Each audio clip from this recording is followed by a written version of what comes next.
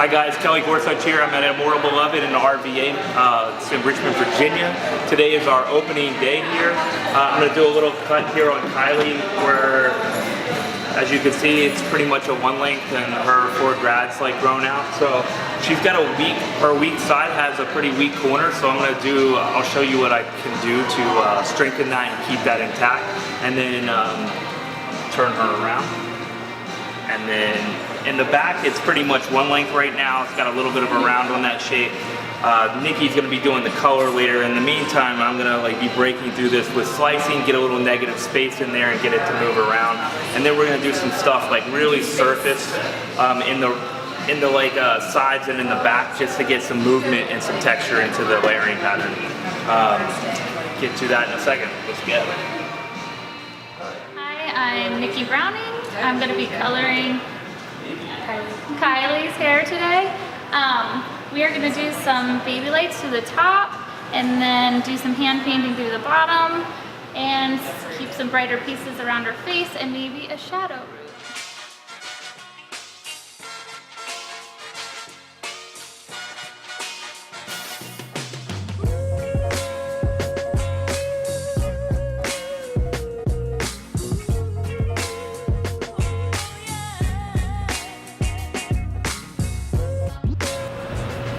So I'm just following kind of a one length sectioning pattern and doing some really deep point cutting here because I'm trying to loosen up this line. I have her head down right now.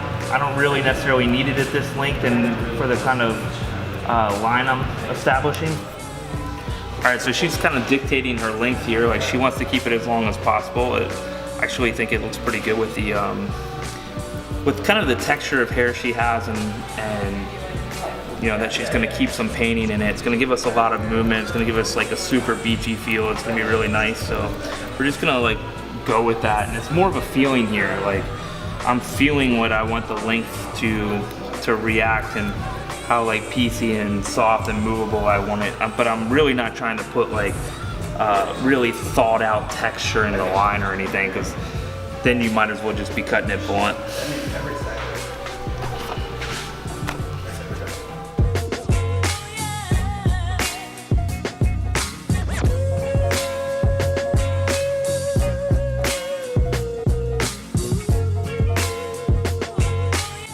The main thing here is to make sure that we have a nice visual balance on this line.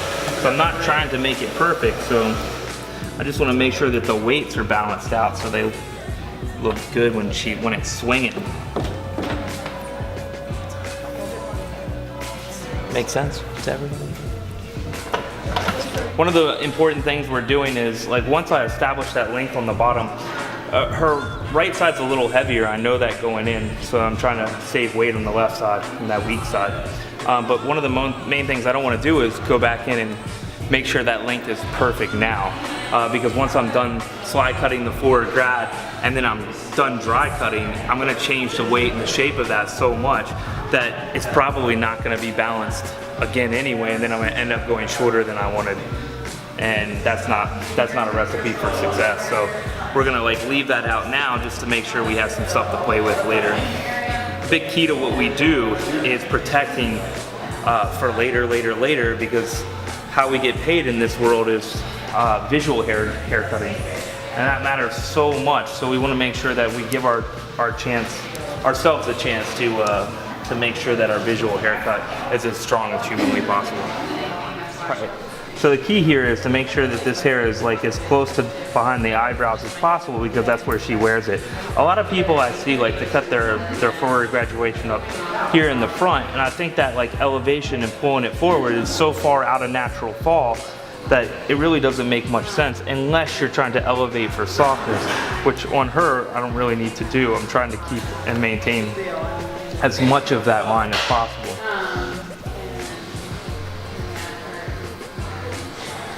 You see, I'm just gonna pick my entrance point and slide cut down to my exit. We'll just do this a couple of times.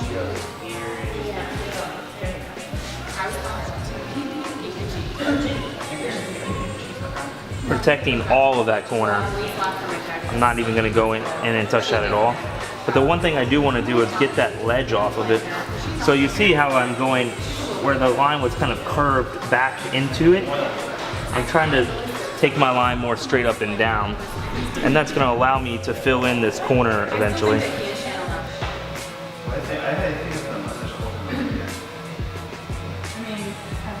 You see how my hands move in tandem? Like that's an important part. Like nothing's moving, they're just moving straight down. I'm really just kind of like, how I like to explain it is like learning to drive. I'm not necessarily watching what I'm doing, I'm watching up the road a little bit. I'm basically just kind of edging this off, surfacing this off, just to give myself a little movement at the ends. I know I'm gonna go back through here and I'll probably do it wet, just for the amount of hair that she has. Just slide cut down through the length here in a second.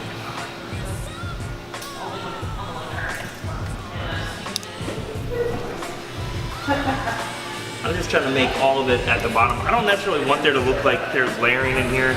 It would get really choppy in her head pretty fast just for the density that she has and the length that she's rocking at the moment.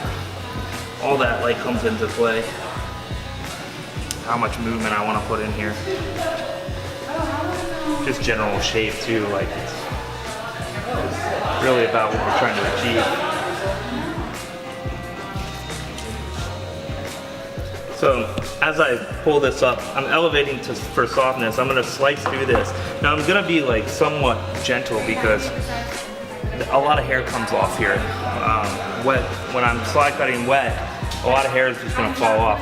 But I wanna make sure that like, I basically pulled out the fronts on the sides of this. So I'm just trying to blend these two together. This is like the exterior line. So I just wanna make sure that I'm blending that back exterior line with the sides. I've already point cut that, so all I'm trying to do is shoot for like a little bit of negative space here, and I'm also gonna kind of shoot for the areas that already have negative space built into them naturally. So I'm not just picking this up and thinning it down, however it works out. I'm picking it up and I'm shooting for areas that already have some natural brokenness to them, right? So I'm trying to strengthen the corners, so I'm not going to go into the corners. I'm just going slight into the transition between the back and the sides. I can see my corners, so I want to make sure that they stay weighty, or as weighty as possible. Is weighty a real word? Does make that shit up? I'm a fucking hairdresser. I'll say what I want to say. Get that on video. Alright, so two things on this section. This is kind of the top of the exterior line. This is also just under the occipital. And just continuing that. So now what's interesting is I did that, but I can pick it up as one section now together and just finish off any negative kind of space I want to put in, and that'll just give me that much more brokenness on that exterior line. You can see now her exterior line is like gonna be loose and pretty and moving. And now here, like I can actually start to go up a little bit and take out a little bit higher up the shaft there. And that's gonna give me a little more separation. What I don't want to happen is, as I layer up the head, I don't want to keep building up like a brick layering pattern through the same spot. So as I go up the head in section to section, I have to raise my pattern of my slices, my entrance point of my slices, my carving, because otherwise I'll end up getting a brick layering pattern, and you might end up getting a weight line that you didn't intend to get. And that's just like kind of thinking on another level. Just making sure that you're never going to get those weight lines, which I think are so visually heavy, and most of my haircutting is to kind of take the curse off of like the perfect shapes, so they become a little bit more wearable, a little bit more lived in. And and not lived in like you might hear as in lived in and it's just like it's just point cut at the end. There's nothing lived in about like point cuts at the very end of the hair and then the rest of the hair is like a solid mass. Like that's not lived in.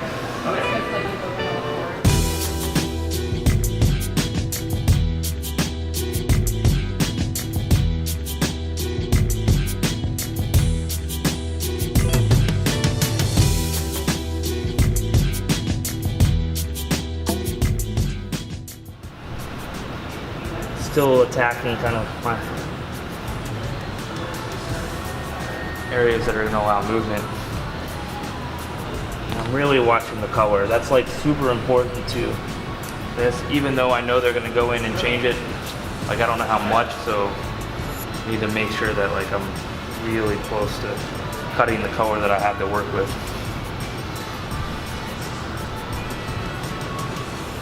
What I like to do is right here at the top of this, the entrance point of the forward graduation, it's kind of hitting it so there's like zero weight line there.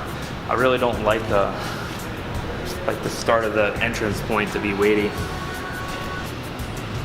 Same thing on this side, just elevating softly, elevating slightly for softness, and then visually picking it all up together to see how the whole line moves. Made the decision there dry to just start attacking the interior of the shape and like leave the exterior alone. I can come back in, we're gonna style this after the color one more time, and then I can make a decision there if I want to tweak anything. But so far I'm really liking the movement of that. A couple weighty spots in here that I'm just gonna attack.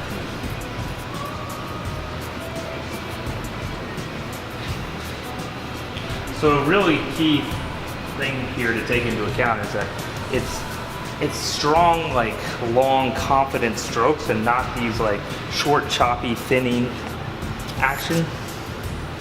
It's like people watch this and then I see them go over on a guest and kind of thin out the hair. Like the goal is not to thin out the hair. The goal is to release waste so you can get the hair to move.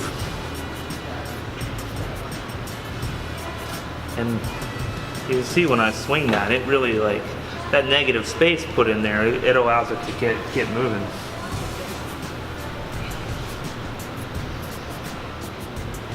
Doing too much with this, like there's no iron in it, it's no set. I just like push a brush and did real fast and it's already starting to look pretty good. And she hasn't smiled once, so that's a good sign.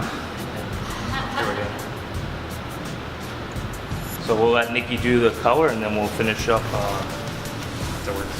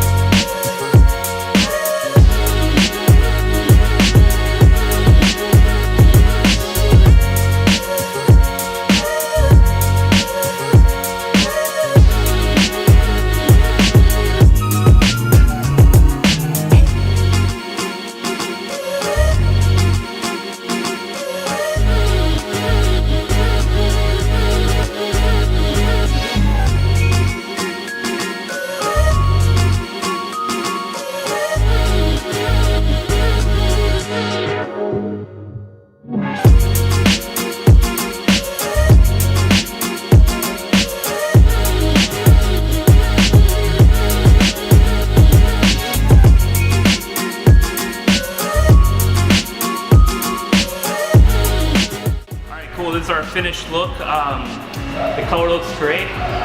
We've maintained the strength in the corners. They actually look stronger now. Opened up that front, which allows those waves to pop around the face. And really just kind of overall, I'm just gonna turn you a little bit.